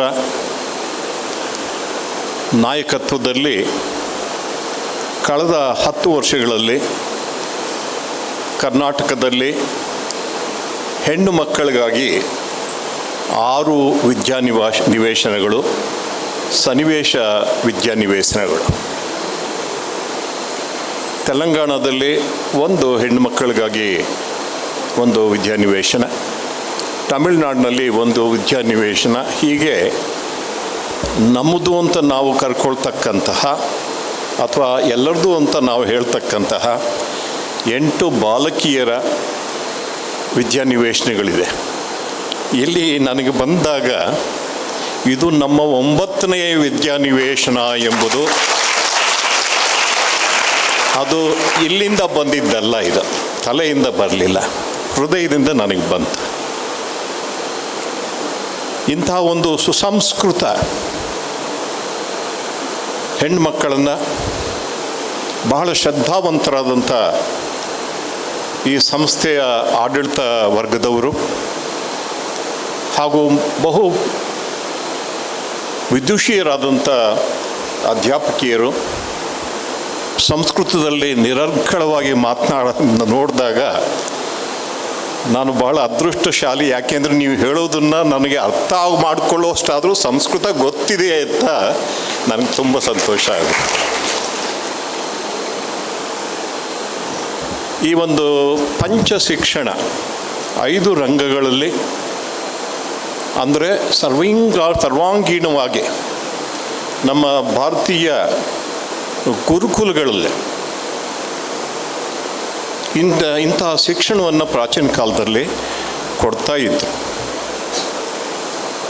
ಅದರ ಮೇಲೆ ಈ ಒಂದು ಬ್ರಹ್ಮವಾದಿನಿಯರ ಒಂದು ಪರಂಪರೆ ಈ ಭಾರತ ದೇಶದಲ್ಲಿ ಇರ್ತಕ್ಕಂಥದ್ದು ಹೆಚ್ಚಿನವರಿಗೆ ಮರೆತೇ ಹೋಗಿದೆ. ನಾನು ನಿನ್ನೆ ದಿವಸ ನಮ್ಮ ಸೀತಾರಾಮ್ ಕೆದಲಯ್ಯ ಅವ್ರನ್ನ ಹಿರಿಯರು ಅವ್ರನ್ನ ಕೇಳಿದೆ, ಈ ರೀತಿ ಹೆಣ್ಣು ಮಕ್ಕಳಿಗೆ ವಿದ್ಯುಕ್ತವಾಗಿ ವೇದವನ್ನು ಕಲಿಸ್ತಕ್ಕಂತಹ ಇತರ ವಿದ್ಯೆಯ ಜೊತೆಯಲ್ಲಿ ಯಾವುದಾದ್ರೂ ವಿದ್ಯಾಸಂಸ್ಥೆ ಭಾರತ ದೇಶದಲ್ಲಿ ಇದೆಯೇ ಎಂಬ ಪ್ರಶ್ನೆಯನ್ನು ನಾನು ಕೇಳಿದೆ. ಯಾಕೆ ನನಗಂತೂ ಗೊತ್ತಿರಲಿಲ್ಲ. ಆಮೇಲೆ ಶ್ರೀಮತಿಯವ್ರನ್ನೂ ಇದೇ ಪ್ರಶ್ನೆ ಕೇಳಿದಾಗ ಇಬ್ಬರಿಂದ ಒಂದೇ ಉತ್ತರ ಬಂತು, ಇದು ಒಂದೇ ಇರತಕ್ಕಂಥದ್ದು ಇಡೀ ಪ್ರಪಂಚದಲ್ಲಿ ಎಂಬುದು ನಮಗೆ ಗೊತ್ತು. ಇಂಥ ಒಂದು ಆಶ್ರಮಕ್ಕೆ, ಇದೊಂದು ಋಷ್ಯಾಶ್ರಮ, ಋಷಿಕೇಯರ ಆಶ್ರಮ ಅಂತ ಹೇಳ್ಬೋದು. ಭಾರತ ದೇಶದ ಸ್ತ್ರೀ ಆದರ್ಶ ಅದನ್ನು ಬರೇ ಬಾಯಲ್ಲಿ ಭಾಷಣಗಳು ಹೇಳ್ತಕ್ಕಂಥ ಮಾತ್ರವಲ್ಲದೆ ಅನುದಿನ ಪ್ರತಿ ಕ್ಷಣ ತಮ್ಮ ಜೀವನಗಳಲ್ಲಿ ಅನುಷ್ಠಾನ ಮಾಡ್ತಾ ಇರ್ತಕ್ಕಂಥ ಇಲ್ಲಿನ ಪ್ರಾಧ್ಯಾಪಕಿಯರು ಹಾಗೂ ನಮ್ಮ ವಿದ್ಯಾರ್ಥಿನಿಯನ್ನು ನೋಡಿದಾಗ ಖಂಡಿತವಾಗಿ ನಮ್ಮ ದೇಶಕ್ಕೆ ಬಹಳ ಉಜ್ವಲವಾದಂಥ ಭವಿಷ್ಯ ಇದೆ ಎಂಬತಕ್ಕಂಥ ಒಂದು ಭರವಸೆ ನಮ್ಮ ಹೃದಯದಲ್ಲಿ ಖಂಡಿತವಾಗಿ ಮೂಡುತ್ತೆ. ಯಾಕೆ ಅಂತ ಹೇಳಿದರೆ ಸತ್ಯಸಾಯಿ ಬಾಬಾರವರು ಹೇಳ್ತಾ ಇದ್ದರು, good students plus good teachers equals good nation. ನಿಮಗೆಲ್ಲ ಇಂಗ್ಲೀಷು ಕಲಿಸಿದ್ದಾರೆ, ಎಲ್ಲ ಕಲಿಸಿದ್ದಾರೆ, ಕಂಪ್ಯೂಟರ್ ಕೂಡ ಗೊತ್ತಿದೆ. ವೇದದ ಜೊತೆಗೆ ಇದು ಬಹಳ ಮುಖ್ಯವಂಥದ್ದು. ಒಳ್ಳೆಯ ವಿದ್ಯಾರ್ಥಿ ಅಥವಾ ವಿದ್ಯಾರ್ಥಿನಿಯರು ಮತ್ತು ಒಳ್ಳೆಯ ಅಧ್ಯಾಪಕರು ಅಥವಾ ಅಧ್ಯಾಪಕಿಯರು ಸೇರಿದ್ರೆ ಒಳ್ಳೆಯ ದೇಶ ಆಗುತ್ತೆ ಅಂತ ಹೇಳ್ತಾ ಇದ್ರು. ನಮ್ಮ ದೇಶದಲ್ಲಿ ಶಿಕ್ಷಣ ರಂಗದಲ್ಲಿ ಬಹಳಷ್ಟು ಅಭಿವೃದ್ಧಿ ಆಗಿದೆ ಅಂತ ಹೇಳೋದನ್ನು ನಾವು ಕೇಳಿದ್ದೇವೆ. ಬಾಹ್ಯವಾಗಿ ಖಂಡಿತವಾಗಿ ಆಗಿದೆ. ನಮಗೆ ಸ್ವಾತಂತ್ರ್ಯ ಬಂದಾಗ ಕೆಲವು 10 ವಿಶ್ವವಿದ್ಯಾಲಯಗಳಿತ್ತು, ಈಗ 300ಕ್ಕಿಂತ ಹೆಚ್ಚಿನ ವಿಶ್ವವಿದ್ಯಾಲಯಗಳು ನಮ್ಮ ದೇಶದಲ್ಲಿದೆ. ಹೀಗೆ ಎಲ್ಲ ರೀತಿಯಲ್ಲೂ ಬೆಳೆದಿದೆ. ಆದರೆ ಉತ್ತಮ ವಿದ್ಯಾರ್ಥಿನಿಯರು ಎಲ್ಲಿದ್ದಾರೆ ಅಂತ ಹೇಳಿದರೆ ಹೆಚ್ಚಿನ ಕಡೆಗಳಲ್ಲಿ ಇಲ್ಲ. ಅದೇ ರೀತಿಯಲ್ಲಿ ಹೆಚ್ಚಿನ ಕಡೆಗಳಲ್ಲಿ ಉತ್ತಮ ವಿದ್ಯಾರ್ಥಿನಿಯರಿಲ್ಲ. ಆದರೆ ಹೋಗಲಿ ಉತ್ತಮ ಅಧ್ಯಾಪಕಿಯರಾದರೂ ಇದ್ದಾರಾ ಅಂತ ಹೇಳಿದರೆ ಅವರು ಕೂಡ ಇಲ್ಲ. ಕೆಲವು ಕಡೆ ಉತ್ತಮ ವಿದ್ಯಾರ್ಥಿನಿಯರಿದ್ದರೆ ಅಲ್ಲಿ ಉತ್ತಮವಾದಂಥ ಅಧ್ಯಾಪಕಿಯರು ಇರೋದಿಲ್ಲ. ಇವು ಎರಡೂ ಇರ್ತಕ್ಕಂತಹ ಒಂದು ವಿದ್ಯಾಸಂಸ್ಥೆಗಳು ಎಷ್ಟಿದೆ ಅಂತ ಹೇಳಿದರೆ ಅದರಲ್ಲಿ ಈ ಸಂಸ್ಥೆ ಅಗ್ರ ಪಂಕ್ತಿಯಲ್ಲಿದೆ ಎಂಬುದನ್ನು ನಾನು ಯಾವುದೇ ಸಂಕೋಚ ಇಲ್ಲದೆ ಹೇಳ್ತಾ ಇದ್ದೆ. ಅದಕ್ಕಿಂತ ಹೆಚ್ಚಾಗಿ ಸದ್ಗುರು ಮಧುಸೂದನ್ ಸಾಯಿಯವರು ಹೇಳ್ತಾರೆ, ಬಾಬಾರವರು ಹೇಳಿದ್ದಕ್ಕಿಂತ ಸ್ವಲ್ಪ ಮುಂದೆ ಹೋಗಿದ್ದಾರೆ. ಯಾಕೆ ಅಂದರೆ ಬಾಬಾರವರೇ ಸ್ವಂತಹ ಆರಿಸಿಕೊಂಡಂತಹ ಮಹಾನ್ ದೈವಿ ಪುರುಷರು ನಮ್ಮ ಸದ್ಗುರು ಶ್ರೀ ಮಧುಸೂದನ್ ಸಾಯಿಯವರು. ಯಾಕೆ ಈ ಮಾತನ್ನು ಹೇಳ್ತಾ ಇದ್ದೀನಿ ಅಂದರೆ ನಾನು ಹೇಳ್ತಾ ಇರೋದಲ್ಲ. ನಾನು ಮೊನ್ನೆ ದಿವಸ ಫೋನ್ ಮಾಡಿದೆ ನಮ್ಮ ಕಲ್ಲಡ್ಕ ಪ್ರಭಾಕರ್ ಭಟ್ರಿಗೆ. ಗುರುವಾರ ಇಲ್ಲಿ ಬರ್ತಾ ಇದ್ದಾರೆ. ಹಾಗೆಯೇ ನಿಮ್ಮ ಒಂದು ವಿದ್ಯಾಸಂಸ್ಥೆಗೂ ಕೂಡ ಬಂದರೆ ಆಗ್ಬೋದೋ ಏನೋ ಅಂತ ನನಗೆ ಅವ್ರೇನು ಹೇಳಿ ನನಗೆ ಅನಿಸ್ತು. ಅಂದರೆ ನಮ್ಮ ಗುರುಗಳೇನು ನನಗೇನು ಹೇಳಿಲ್ಲ. ಯಾಕೆ ಅಂತ ಇನ್ನೊಂದು ಸಂಸ್ಥೆ ನಾನು ಕಳೆದ ವರ್ಷ ಅಲ್ಲಿ ನೋಡಿದ್ದು. ಅವರು ಹೇಳಿದರು, ಏನು ನರಸಿಂಹಮೂರ್ತಿಯವರೇ, ಸದ್ಗುರು ಮಧುಸೂದನ್ ಸಾಯಿಯವರು ಇವರು ಸಾಮಾನ್ಯ ವ್ಯಕ್ತಿಯ, ಅವರು ದೈವಿ ಪುರುಷರು. ಅವರು ಕಲ್ಲಡ್ಕಕ್ಕೆ ಬರುವಾಗ ನಮಗೆ 2 ದಿನ ಕೊಟ್ಟು ಏನೂ ಏರ್ಪಾಡು ಮಾಡದೆ ಕರ್ಕೊಂಡು ಹೋಗುವಷ್ಟು ಮೂರ್ಖರು ನಾವಲ್ಲ ಅಂತ ಅವ್ರು ಹೇಳಿದರು. ಜೂನ್ನಲ್ಲಿ ಕರ್ಕೊಂಡು ಬನ್ನಿ ಅಂತ ಆದೇಶವನ್ನು ಕೊಟ್ಟಿದ್ದಾರೆ. ಇದನ್ನು ನಾನು ಅವ್ರ ಪಾದಗಳಲ್ಲಿ ಸಮರ್ಪಣೆ ಮಾಡ್ತಾ ಇದ್ದೀನಿ. ಇಂತಹ ದಿವ್ಯ ಪುರುಷರು ಯಾಕೆ ನಮ್ಮ ಉಪನಿಷತ್ತುಗಳ ಇಷ್ಟು ಹೇಳಿ ಮಾತ್ರ ಮುಗಿಸ್ಬಿಡ್ತೇನೆ. ಉಪನಿಷತ್ತುಗಳಲ್ಲಿ ಒಂದು ಮಾತಿದೆ. ಯಾಕೆ ನನ್ನ ಜೀವನದಲ್ಲಿ ಪರಮ ಭಾಗ್ಯ ಏನು ಅಂತ ಹೇಳಿದರೆ, ಪೂಜ್ಯ ಮಲಯಾಳ ನಾರಾಯಣ ಭಟ್ರು ಹಳಕೆ ವಿದ್ಯಾಸಂಸ್ಥೆಗಳ ಸ್ಥಾಪಕರು ಮೊದಲು ನನಗೆ ಆಧ್ಯಾತ್ಮದಲ್ಲಿ ಪ್ರಥಮ ಪಾಠಗಳನ್ನು ಕಲಿಸ್ಕೊಟ್ರು. ನನ್ನನ್ನು ಭಗವಾನ್ ಶ್ರೀ ಸತ್ಯಸಾಯಿ ಬಾಬಾರವರ ಬಳಿಗೆ ಕರೆದುಕೊಂಡು ಹೋದರು. ಕರೆದುಕೊಂಡು ಹೋದದ್ದು ಮಾತ್ರ ಅಲ್ಲ, ಅಲ್ಲಿಯೇ ಬಿಟ್ಟರು. ಸಾಯಿಬಾಬಾ ಅವ್ರ ಜೊತೆಯಲ್ಲಿ 40 ವರ್ಷ ಬದುಕಿ ನಿಕಟವರ್ತಿಯಾಗಿ ಸೇವೆ ಮಾಡ್ತಕ್ಕಂಥ ಪರಮ ಭಾಗ್ಯ ನನಗೆ ಬಂತು. ಅವರು ದೇಹ ಬಿಟ್ಟು ಹೋದಾಗ ನನ್ನ ಹೃದಯದಲ್ಲಿ ಆದಂಥ ಒಂದು ಸಂಕಟ ಅದು ವರ್ಣನೆ ಮಾಡೋಕ್ಕಾಗಲ್ಲ. ಯಾಕೆ ಸಹಸ್ರಾರು ಜನ, ಲಕ್ಷಾಂತರ ಜನ ಸಾಯಿಬಾಬಾರವ್ರ ಭಕ್ತರಿಗೆ ಹಾಗಾಗಿದೆ. ಆ ಸಂದರ್ಭದಲ್ಲಿ ನಾನು ಪ್ರಾರ್ಥನೆ ಮಾಡಿಕೊಂಡಾಗ ಭಗವಾನ್ ಶ್ರೀ ಸತ್ಯ ಸಾಯಿಬಾಬಾವರಲ್ಲಿ, ಸ್ವಾಮಿ ನೀವು ನನಗೊಂದು ವರ ಕೊಟ್ಟಿದ್ರಿ ಬಾಬಾ, ನೀವು ನನಗೆ ಒಂದು ದಿವಸ ನನ್ನ ಬಗ್ಗೆ ತುಂಬ ಸಂತೋಷಪಟ್ಟು ಒಂದು ಮಾತು ಕೇಳಿದ್ರಿ, ಏನು ನಿನಗೇನು ಬೇಕು ನಾನು ಕೊಡ್ತೀನಿ ಅಂತ ಹೇಳಿದ್ರು. ಏನಾದರೂ ಕೇಳು ಅಂತ. ನಾನು ಹೇಳಿದೆ ನನಗೇನು ಬೇಕಾಗಿಲ್ಲ, ನಿಮ್ಮ ಚರಣಗಳಲ್ಲಿ ಸೇವೆ ಮಾಡೋ ಭಾಗ್ಯ ಈಗಾಗಲೇ ಕೊಟ್ಟಿದ್ದೀರಿ, ಏನು ಬೇಡ ಅಂತ ಹೇಳಿದಾಗ, ಇಲ್ಲ ನೀನು ಕೇಳಲೇಬೇಕು ಅಂತ ಅವರು ಆಗ್ರಹ ಮಾಡಿದಾಗ ಅವ್ರ ಪಾದಗಳಲ್ಲಿ ತಲೆಯಿಟ್ಟು ಒಂದು ಪ್ರಾರ್ಥನೆ ಮಾಡಿದ್ದೆ, ಸ್ವಾಮಿ ಈ ದೇಹ ಇರುವವರಿಗೆ ನಿಮ್ಮ ಚರಣಗಳಲ್ಲಿ ನಾನು ಬದುಕಬೇಕು ಅಷ್ಟೇ, ನನಗೇನು ಬೇರೆ ಆಸೆ ಇಲ್ಲ ಅಂತ ಹೇಳಿದ್ದೆ. ನನ್ನ ತಲೆ ಮೇಲೆ ಕೈಯಿಟ್ಟು ತಥಾಸ್ತು ಅಂತ ಹೇಳಿದರು. ನಾನು ಬಾಬಾರವರು ದೇಹವನ್ನು ಬಿಟ್ಟ ಮೇಲೆ ಪ್ರಾರ್ಥನೆ ಮಾಡಿದೆ. ಯಾಕೆ ಅವ್ರ ಕಣ್ಣಿಗೆ ಅವ್ರ ದೇಹ ಕಾಣಿಸ್ತಾ ಇಲ್ಲ, ಆದರೆ ಅಂತರಂಗದಲ್ಲಿ ಅವರು ಎಲ್ಲರ ಅಂತರಂಗದಲ್ಲಿ ಇದ್ದರು, ನನ್ನ ಅಂತರಂಗದಲ್ಲೂ ಇದ್ದರು. ನಾನು ಪ್ರಾರ್ಥನೆ ಮಾಡಿದೆ, ಸ್ವಾಮಿ ನೀವು ನನಗೆ ಒಂದು ವರ ಕೊಟ್ಟಿದ್ದೀರಿ, ಬಹುಶಃ ನೀವು ಮರ್ತು ಹೋಗಿರ್ಬೋದು, ನಿಮ್ಮ ದೇಹ ಇರುವವರಿಗೆ ನಿಮ್ಮ ಪಾದಗಳಲ್ಲಿ ಇರೋದಲ್ಲ, ನನ್ನ ದೇಹ ಇರುವವರಿಗೆ ನಿಮ್ಮ ಪಾದಗಳಲ್ಲಿ ಇರಬೇಕು ಅಂತ ನಾನು ಕೇಳಿದಾಗ ನೀವು ತಥಾಸ್ತು ಅಂತ ಹೇಳಿದ್ದೀರಿ. ಅದು ಏನು ಆಯಿತು ಅಂತ ನಾನು ಕೇಳಿದೆ. ಕೆಲವೇ ದಿನಗಳಲ್ಲಿ ಸತ್ಯ ಸಾಯಿಬಾಬಾರವರು, ಯಾಕೆ ಇಂಥ ಒಂದು ಸುಸಂಸ್ಕೃತ ಆಧ್ಯಾತ್ಮ ರಂಗದಲ್ಲಿ ಭಾಳಷ್ಟು ಅನುಷ್ಠಾನ ಮಾಡ್ತಕ್ಕಂತಹ ಅಥವಾ ವಿಷಯವನ್ನು ತಿಳ್ಕೊಂಡಿರ್ತಕ್ಕಂಥ ಅಂತರಂಗದ ಇಂಥ ಒಂದು ಸಭೆ ಇರುವಾಗ ನಾನು ಇದನ್ನು ಹೇಳ್ತೇನೆ, ಧೈರ್ಯವಾಗಿ ಹೇಳ್ತೇನೆ. ಜುಲೈ 11ನೇ ತಾರೀಕು 11ನೇ ತಾರೀಕು ಬೆಳಗ್ಗೆ 2011 ಬಾಬಾರವರು ದೇಹ ಬಿಟ್ಟು ಎರಡೂವರೆ ತಿಂಗಳಾಗಿತ್ತು. ಬಾಬಾರವರು ನನಗೆ ಕಾಣಿಸ್ಕೊಂಡ್ರು. ಅವರು ನಮಗೆ ಸದ್ಗುರು ಮಧುಸೂದನ್ ಸಾಯಿಯವರು ಇಲ್ಲಿ ಬರ್ತಾರೆ, ಅವರೇ ನಾನು ಎಂಬತಕ್ಕಂಥ ಮಾತನ್ನು ನನಗೆ ಹೇಳಿದರು. ಅದೇ ರೀತಿಯಲ್ಲಿ ಮಾರನೇ ದಿನ ಸದ್ಗುರು ಮಧುಸೂದನ್ ಸಾಯಿಯವರು, ಆಗ ಮಧುಸೂದನ್ ಜಿಯವರಾಗಿದ್ದರು, ಬಂದಾಗ ನಾನು ಸಂಪೂರ್ಣವಾಗಿ ಅವರಿಗೆ ಸಮರ್ಪಣೆ ಮಾಡಿಕೊಂಡಿದ್ದಲ್ಲದೆ ನಮ್ಮ ಸಂಸ್ಥೆನೂ ಕೂಡ ಅವರಿಗೆ ಸಮರ್ಪಣೆ ಮಾಡಿದ್ವಿ. ಇದು ನಮ್ಮ ಭಾಗ್ಯ. ಹೀಗೆ ಮಹಾನ್ ದೈವಿ ಪುರುಷರು 3 ಜನರ ಸೇವೆ ಮಾಡ್ತಕ್ಕಂಥ ಭಾಗ್ಯ ನಮಗೆ ಮತ್ತು ಇಲ್ಲಿ ಕುಳಿತಿರ್ತಕ್ಕಂಥ ಸಂಜೀವ್ ಶೆಟ್ಟರಾಗಿರಲಿ ಅಥವಾ ನಮ್ಮ ಮಹೇಂದ್ರ ಹೆಗ್ಡೆಯವರು ಮತ್ತು ಇನ್ನೂ ಅನೇಕ ಜನ ಇಲ್ಲಿ ಸಭೆಯಲ್ಲಿ ಕೂಡ ಇದ್ದಾರೆ, ನಮಗೆ ಸಿಕ್ಕಿದೆ.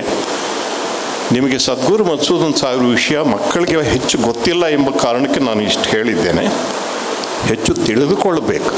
ಯಾಕೆ ಅಂದರೆ ನಮ್ಮ ಉಪನಿಷತ್ತನ್ನು ಹೇಳಿದ ಮಾತು ಏನು, ಆತ್ಮರತಿ ಆತ್ಮಕ್ರೀಡಾ ಏಷಃ ಬ್ರಹ್ಮವಿದಾಂ ವರಿಷ್ಠ ಅಂತ ಮಾತು ನಿಮಗೆ ಗೊತ್ತಿದೆ. ಮುಂಡಕೋಪನಿಷತ್ತು ನನಗಿಂತ ಹೆಚ್ಚು ಚೆನ್ನಾಗಿ ನಿಮಗೆ ಗೊತ್ತಿರ್ಬೋದು. ಪ್ರಾಣೋ ಹೇಷಃ ಸರ್ವಭೂತೈ ವಿಭಾತಿ ವಿಜಾನನ್ ವಿದ್ವಾನ್ ಭವತೆ ನಾತಿವಾತಿ. ಅದೇ ಪರಮಾತ್ಮನೇ ಎಲ್ಲ ಜೀವಿಗಳಲ್ಲಿಯೂ ಕೂಡ ಸಂಚರಿಸ್ತಾ ಇದ್ದಾನೆ ಎಂಬ ತಿಳ್ಕೊಂಡಂಥ ಜ್ಞಾನಿ ಆತ, ಅವನ ಅಂತರಂಗ ಮೌನವಾಗುತ್ತೆ, ಮನಸ್ಸು ಮೌನವಾಗುತ್ತೆ, ಅಲ್ಲಿ ಆತ್ಮ ಪ್ರಕಟವಾಗ್ತಾನೆ ಎಂಬ ಮಾತು. ಅದರ ಜೊತೆಗೆ ಈ ಬ್ರಹ್ಮವಿದರಲ್ಲಿ, ಬ್ರಹ್ಮನನ್ನು ತಿಳಿದವರಲ್ಲಿ ಯಾರು ಸರ್ವಶ್ರೇಷ್ಠರು ಎಂಬ ಪ್ರಶ್ನೆ ಬಂದಾಗ ಅದಕ್ಕೆ ಉತ್ತರ ಕೊಟ್ಟರು, ಆತ್ಮರತಿ ಆತ್ಮಕ್ರೀಡಾ ಕ್ರಿಯಾವಾನ್ ಏಷ ಬ್ರಹ್ಮವಿದಾಂ ವರಿಷ್ಠ. ಅಂದರೆ ಅರ್ಥ ಏನು? ಅವರು ಯಾವಾಗಲೂ ಆತ್ಮರತರಾಗಿರ್ತಾರೆ. ತಮ್ಮ ಸಂತೋಷ ಆನಂದಕ್ಕಾಗಿ ಅವ್ರ ಹೊರಗಿನ ಇಂದ್ರಿಯ ಭೋಗಗಳ ಕಡೆಗೆ ಅವ್ರ ಮನಸ್ಸು ಹೋಗೋದೇ ಇಲ್ಲ. ಯಾಕೆ? ಎಲ್ಲಕ್ಕೂ ಮೂಲವಾದಂಥ ಪರಮಾತ್ಮ ನಾನೇ ಎಂಬ ಒಂದು ಪ್ರಜ್ಞೆ ಸ್ಥಿರವಾಗಿರುವುದರಿಂದ ಆತ್ಮರತಿ. ಕಣ್ಣು ಬಿಟ್ಟಾಗ ಏನು, ಕಣ್ಣು ಮುಚ್ಚಿದಾಗ ಅದನ್ನು ಅನುಭವಿಸ್ತಾರೆ. ಕಣ್ಣು ಬಿಟ್ಟಾಗ ಎಲ್ಲೆಲ್ಲೂ ಕೂಡ ಆತ್ಮಕ್ರೀಡಾ, ಎಲ್ಲ ಕಡೆ ಪರಮಾತ್ಮನೇ ಆಟವಾಡ್ತಾ ಇದ್ದಾನೆ, ಅವನ ಲೀಲೆ ಇದು ಎಂಬುದನ್ನು ಕ್ಷಣ ಕಾಲ ಕೂಡ ನೋಡ್ತಾರೆ. ಆದರೂ ಕೂಡ ಆ ಆನಂದದಲ್ಲಿ ಸಮಾಜಕ್ಕೆ, ದೇಶಕ್ಕೆ, ಪ್ರಪಂಚಕ್ಕೆ ಅವರು ಕಳೆದು ಹೋಗೋದಿಲ್ಲ. ಕ್ರಿಯಾವಾನ್, ಯಾತಕ್ಕೆ ಕ್ರಿಯೆ? ಹಗಲಿರುಳು ಕೂಡ ಜಗತ್ತಿನ ಉದ್ಧಾರಕ್ಕಾಗಿ, ಲೋಕಕ್ಷೇಮಕ್ಕಾಗಿ ಯಾವ ಕಾರ್ಯಗಳನ್ನು ಮಾಡಬೇಕು ಎಂಬುದನ್ನು ಸದಾ ಯೋಚನೆ ಮಾಡುವುದಲ್ಲದೆ, ಅದರ ಬಗ್ಗೆ ಮಾತನಾಡುವುದಲ್ಲದೆ ಮಾಡ್ತಾರೆ. ನಾನು ಒಂದು ಸತ್ಯವಾದ ಮಾತು ಹೇಳಿ ನನ್ನ ಮಾತು ಮುಗಿಸ್ಬಿಡ್ತೇನೆ. ಸತ್ಯ ಸಾಯಿಬಾಬಾರನ್ನು 50 ವರ್ಷಗಳ ಕಾಲ ನಾನು ನೋಡಿದ್ದೆ. ಅವರು 50 ವರ್ಷಗಳಲ್ಲಿ ಮಾಡಿದಂಥ ಕೆಲಸಗಳನ್ನು ನಾನು ನೋಡಿದ್ದೇನೆ. ಅವರು ಸ್ಥಾಪಿಸಿದಂಥ ಸಂಸ್ಥೆಗಳಲ್ಲಿ ಹಲವರಲ್ಲಿ ನಾನು ಸೇವೆ ಮಾಡಿದ್ದೇನೆ. ಆದರೆ 10 ವರ್ಷಗಳಲ್ಲಿ ಸದ್ಗುರು ಶ್ರೀ ಮಧುಸೂದನ್ ಸಾಯಿಯವರು ಅದಕ್ಕಿಂತಲೂ ಹೆಚ್ಚು ಕಾರ್ಯಗಳನ್ನು ಲೋಕ ಕಲ್ಯಾಣಾರ್ಥವಾಗಿ ವಿದ್ಯಾಸಂಸ್ಥೆಗಳನ್ನು, ವೇದ ಗುರುಕುಲಗಳನ್ನು, ಆಸ್ಪತ್ರೆಗಳನ್ನು, ವಿಶ್ವವಿದ್ಯಾನಿಲಯವನ್ನು, ಭಾರತ ದೇಶದ ಪ್ರಪ್ರಥಮ ಫ್ರೀ ಆಫ್ ಕಾಸ್ಟ್ ಮೆಡಿಕಲ್ ಕಾಲೇಜನ್ನು ಕಳೆದ 10 ವರ್ಷಗಳಲ್ಲೇ ಎಲ್ಲ ಕೂಡ ಸಾಧಿಸಿದ್ದಾರೆ. ಅವ್ರು ನೋಡಿದರೆ ಗೊತ್ತಾಗೋದಿಲ್ಲ, ಭಾಳ ಚಿಕ್ಕ ವಯಸ್ಸಿನವರು ಅಂತ ಅನಿಸುತ್ತೆ. ಆದರೆ ಬಹಳ ಜ್ಞಾನವೃದ್ಧರು. ಅದಕ್ಕೇ ಅವರ ಪಾದ ಸಿಕ್ಕಿದರೆ ಸಾಕು ಅಂತ ನಾವು ಕೂಡ ಯಾವಾಗಲೂ ಕಾಯ್ತಾ ಇರ್ತೇವೆ. ಇಂಥ ದಿವ್ಯ ಪುರುಷರು ಇಲ್ಲಿಗೆ ಆಗಮಿಸಿ ನಿಮಗೆ ಆಶೀರ್ವಾದ ಮಾಡ್ತಕ್ಕಂಥದ್ದು, ಅನುಗ್ರಹ ಉಪದೇಶವನ್ನು ಮಾಡ್ತಕ್ಕಂಥದ್ದು ನಿಮ್ಮ ಭಾಗ್ಯ ಅಂತ ಅಷ್ಟು ಮಾತ್ರ ನಾನು ಹೇಳ್ತಾ ನನ್ನ ಮಾತುಗಳನ್ನು ಇಲ್ಲಿಗೇ ಮುಕ್ತಾಯಗೊಳಿಸ್ತೇನೆ. ಜೈ ಶ್ರೀರಾಮ್. ಬೆಳಗ್ಗೆ ನೂತನ ಕಟ್ಟಡದಲ್ಲಿ ಧಾರ್ಮಿಕ ವಿಧಿವಿಧಾನಗಳು ನಡೆಯಿತು. ಕಜಂಪಾಡಿ ಸುಬ್ರಹ್ಮಣ್ಯ ಭಟ್ ರವರು ಪ್ರಾಸ್ತಾವಿಕ ಮಾತುಗಳನ್ನಾಡಿದರು. ಮೂರ್ಖಜೆ ಈ ಜಾಗ ಇಲ್ಲೇ ಸಮೀಪದ ಪೆರ್ಲದ ಹತ್ತಿರದ ಪರ್ತಾಜೆ ಕುಟುಂಬದವರದ್ದು. ನಾರಾಯಣ ಭಟ್ ಮತ್ತು ಅವರ ಪತ್ನಿ ಪರಮೇಶ್ವರಿ ಅಮ್ಮ ಅವರು ಈ ಭಾಗಕ್ಕೆ ಬಂದು ಈ ಜಾಗವನ್ನೆಲ್ಲ ನೋಡ್ತಾ ಇದ್ದರು. ಚೆನ್ನಾಗಿ ಊರಿನ ಸಮಾಜದ ಬಂಧುಗಳಿಗೆ ತುಂಬ ಆತ್ಮೀಯರೂ ಆಗಿದ್ದರು. ನಾರಾಯಣ ಭಟ್ರು ಸ್ವರ್ಗಸ್ಥರಾದ ಮೇಲೆ ಪರಮೇಶ್ವರಿ ಅಮ್ಮ ಇಲ್ಲಿದ್ದುಕೊಂಡು ಎಲ್ಲ ಕಾರ್ಯಕಲಾಪಗಳನ್ನು ನೋಡ್ತಾ ಇದ್ದರು. ಯಾವುದೋ ಕಾರಣದಿಂದ ಅವರಿಗೆ ಸ್ವಲ್ಪ ಬೆದರಿಕೆಯ ಕೆಲವು ಸಂದೇಶಗಳೆಲ್ಲ ಬಂದ ಹಿನ್ನೆಲೆಯಲ್ಲಿ ಆಕೆ ರಾಷ್ಟ್ರೀಯ ಸ್ವಯಂ ಸೇವಕ ಸಂಘದ ಹಿರಿಯರನ್ನು ಸಂಪರ್ಕಿಸಿದರು. ಡಾಕ್ಟರ್ ಪ್ರಭಾಕರ ಭಟ್ರ ನೇತೃತ್ವದಲ್ಲಿ ಇಲ್ಲಿ ಅವರಿಗೆ ಶಕ್ತಿ ತುಂಬಿಸುವಂಥ ಕೆಲಸ ಆಯಿತು. ಸಂಘವನ್ನು ನೋಡ್ತಾ ಇದ್ದಂತೆ ಈ ಕ್ಷೇತ್ರದಲ್ಲಿ ಏನಾದರೂ ಒಳ್ಳೆಯ ಕೆಲಸಗಳಾಗಬೇಕು ಅಂತ ಅವರ ಮನಸ್ಸಿನಲ್ಲಿ ಇತ್ತು. ಇಲ್ಲಿ ಅವರ ಜೊತೆಯಲ್ಲಿ ಕಲ್ಯಾಟೆ ವೆಂಕಟರಮಣ ಭಟ್ ಅವರು ಇದ್ದರು. ಅವರ ಮೂಲಕ ಸಂಘಕ್ಕೆ ಸಂಪರ್ಕಕ್ಕೆ ಬಂದದ್ದು ಸಂಘದ ಮೇಲೆ ಅವರ ವಿಶ್ವಾಸ ಜಾಸ್ತಿ ಆಗುತ್ತಾ ಈ ಜಾಗವನ್ನು ಪೂರ್ತಿ ಸಂಘ ಏನಾದರೂ ಒಳ್ಳೆಯ ಕಾರ್ಯಕಲಾಪಗಳಿಗೆ ಉಪಯೋಗಿಸಲಿ ಅಂತ ಅದನ್ನು ಆ ಸಂದರ್ಭದಲ್ಲಿ ಡಾಕ್ಟರ್ ಪ್ರಭಾಕರ ಭಟ್ರ ನೇತೃತ್ವದಲ್ಲಿ ಅವರಿಗೆ ಅವರು ಜಾಗವನ್ನು ಹಸ್ತಾಂತರ ಮಾಡಿದರು. ಯೋಗ ಅದೇ ಸಮಯದಲ್ಲಿ ಮೈತ್ರೇಯಿ ಗುರುಕುಲ ಬೆಂಗಳೂರಿನಲ್ಲಿ ಕಾರ್ಯಕಲಾಪಗಳು ನಡೆಸ್ತಾ ಇತ್ತು. ಕಾರಣಾಂತರದಿಂದ ಮಂಗಳೂರಿಗೆ ಬರಬೇಕಂತ ಸ್ಥಿತಿ ಬಂತು. ಅಲ್ಲಿಂದ ಎಲ್ಲಿ ಬರಬೇಕು ಅಂತ ಕೇಳಿದಾಗ ಇಲ್ಲಿನ ಸ್ವಯಂ ಸೇವಕರ ಹತ್ರ ಕೇಳಿದಾಗ ಇಲ್ಲಿ ಭಗವಂತನ ಅನುಗ್ರಹದಿಂದ ಒಳ್ಳೆಯ ಜಾಗ ಇದೆ, ಪ್ರಶಾಂತ ಸ್ಥಳ, ಹೆಣ್ಣು ಮಕ್ಕಳಿಗೆ ಶಿಕ್ಷಣ ಕೊಡಲಿಕ್ಕೆ ಯೋಗ್ಯವಾದಂಥ ಸ್ಥಳ ಅಂತ ಅಂದುಕೊಂಡು ಆ ಮೈತ್ರೇಯಿ ಗುರುಕುಲ ಬೆಂಗಳೂರಿಂದ ಇಲ್ಲಿಗೆ ಬಂತು. ಮೈತ್ರೇಯಿ ಗುರುಕುಲ ಪ್ರಾರಂಭ ಆಗಿ 30ನೇ ವರ್ಷದಲ್ಲಿ ಇದ್ದೇವೆ ನಾವು. ಇಲ್ಲಿ ಅನೇಕ ವರ್ಷಗಳಿಂದ ಒಂದು ಹಳೆಯ ಮನೆ ಇತ್ತು. ಇಲ್ಲಿ ಮಕ್ಕಳೆಲ್ಲ ಬಂದ ನಂತರ ಕೆಲವು ಕಟ್ಟಡಗಳೆಲ್ಲ ಆಯಿತು. ಸಣ್ಣ ಕಟ್ಟಡಗಳು, ತಾತ್ಕಾಲಿಕ ಕಟ್ಟಡಗಳು, ವಿಭಿನ್ನ ಕಟ್ಟಡಗಳಾಗಬೇಕು ಅಂತ ಹೇಳುವ ಹಿನ್ನೆಲೆಯಲ್ಲಿ ಇಲ್ಲಿದ್ದಂಥ ಹಳೆಯ ಕಟ್ಟಡವನ್ನು ಅದನ್ನು ಸ್ಥಾನಾಂತರಿಸಿ ಅಲ್ಲಿ ಒಂದು ಭವ್ಯ ಕಟ್ಟಡ ಕಟ್ಟಬೇಕು ಅಂತ ಹೇಳುವ ಹಿನ್ನೆಲೆಯಲ್ಲಿ ಜ್ಯೋತಿಷಿಗಳ ಆದೇಶದಂತೆ ಈ ಮನೆಯನ್ನು ತೆಗೆದು ಅವರ ಅಪೇಕ್ಷೆಗೆ ತಕ್ಕಂತೆ ಈ ಮನೆ ಭವ್ಯ ಮಂದಿರವನ್ನು ಕಟ್ಟಲಾಯಿತು. ವೇದಿಕೆಯಲ್ಲಿ ಶ್ರೀ ಸತ್ಯಸಾಯಿ ಲೋಕ ಸೇವಾ ಟ್ರಸ್ಟ್ನ ಧರ್ಮದರ್ಶಿಗಳಾದ ಸಂಜೀವ ಶೆಟ್ಟಿ ಹಾಗೂ ಮಹೇಂದ್ರ ಹೆಗಡೆ, ಕೋಟೆಮನೆ ರಾಮಚಂದ್ರ ಭಟ್ ಮೊದಲಾದವರು ಉಪಸ್ಥಿತರಿದ್ದರು. ಕಲ್ಲಡ್ಕ ಪ್ರಭಾಕರ ಭಟ್, ಶ್ರೀಧಾಮ ಮಾಣಿರ ಶ್ರೀ ದುರ್ಗಾ ಮಹಾಲಕ್ಷ್ಮಿ ಕ್ಷೇತ್ರದ ಶ್ರೀ ಮೋಹನ್ ದಾಸ್ ಪರಮಹಂಸ ಸ್ವಾಮೀಜಿ, ನಿವೃತ್ತ ನ್ಯಾಯಾಧೀಶರಾದ ಎನ್ ಕುಮಾರ್, ಪ್ರಮುಖರಾದ ಸೀತಾರಾಮ ಕೆದಿಲಯ್ಯ, ಎಸ್ಆರ್ ರಂಗಮೂರ್ತಿ, ಮಧುಸೂದನ್ ನಾಯಕ್ ಸಭೆಯಲ್ಲಿ ಉಪಸ್ಥಿತರಿದ್ದರು. ಗುರುಕುಲದ ವಿದ್ಯಾರ್ಥಿನಿ ವನಜಾ ಕಾರ್ಯಕ್ರಮ ನಿರೂಪಿಸಿದರು. ವಿದ್ಯಾರ್ಥಿನಿ ಪಲ್ಲವಿ ಸ್ವಾಗತಿಸಿದರು. ಅಜೇಯ ವಿಶ್ವಸ್ತ ಮಂಡಳಿಯ ಕಾರ್ಯದರ್ಶಿ ರೂಪಲೇಖ ಪುತ್ತೂರು ವಂದಿಸಿದರು. ಸುದ್ದಿ ಚಾನಲ್, ಕ್ಷಣ ಕ್ಷಣದ ಸುದ್ದಿಗಾಗಿ